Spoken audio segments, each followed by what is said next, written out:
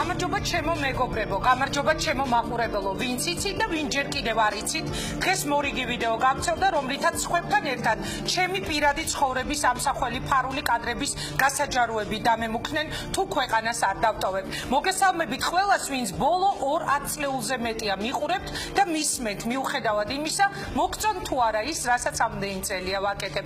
მოგესალმებით თქვენს, ვისაც ასე ძალიან გინდათ, რომ მე ახლა აქ არ ვიჯდე. მოგესალმები შენ, ვისაც ასე ძალიან გინდა, რომ შანტაჟის შიშით ქვეყანა დავტოვო და ჩემს საქმეზე უარი ვთქვა. იმიტომ რომ შენ კომფორტულად იგრძნო თავი.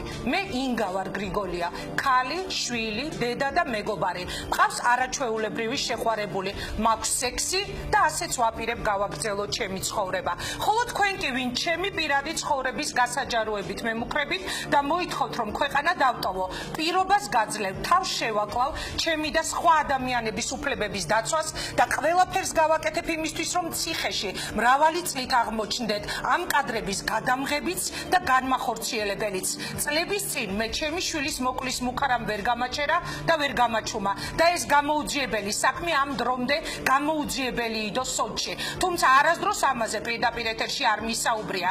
აი ეხლა კი გადავწყვიტე, სწორედ პირდაპირ ეთერში ღიად გავხსნა თემა და პირობა დავდო, რომ ბოლომდე ჩავყვები ჩვენი უფლებების დაცვას და ვერანაირი შანტაჟით ვერ გამაჩუმებთ. მე იმ თაობის ჟურნალისტი ვარ, რომელიც თაობაც ამ სახელმწიფოსთან ერთად, ამ პოლიტიკოსებთან ერთად გაიზარდა. მე იმ თაობის ჟურნალისტი ვარ, ვინც დამოუკიდებლობის გამოცხადების შემდეგ მოყვება ამ სახელმწიფოს. მე და ჩემი კოლეგები იმ თაობის ჟურნალისტები ვართ, რომელსაც ყველაფერი ნანახი გვაქვს.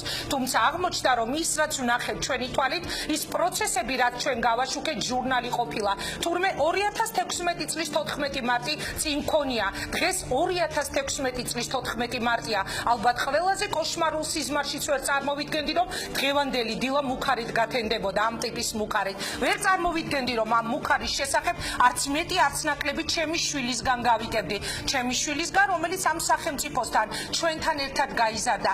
შენ თუ თქვენ, ვისაც ასე ძალიან გინდათ და გინდა, რომ მე ახლა ამ ეთერში არ ვიჯდე, ქვეყნიდან წავიდე, გაგიკვირდება და არ ვაპირებ ჩირგვებში ჯდომას და ნერვიულობას ამ თემაზე. სხვისი არ ვიცი, მაგრამ მე მსგავსი შანტაჟის და მუქარის არ მეშინია და არც გაჩუმებას ვაპირებ და უფრო მეტად მოვედი ბრძოლის განწყობაზე.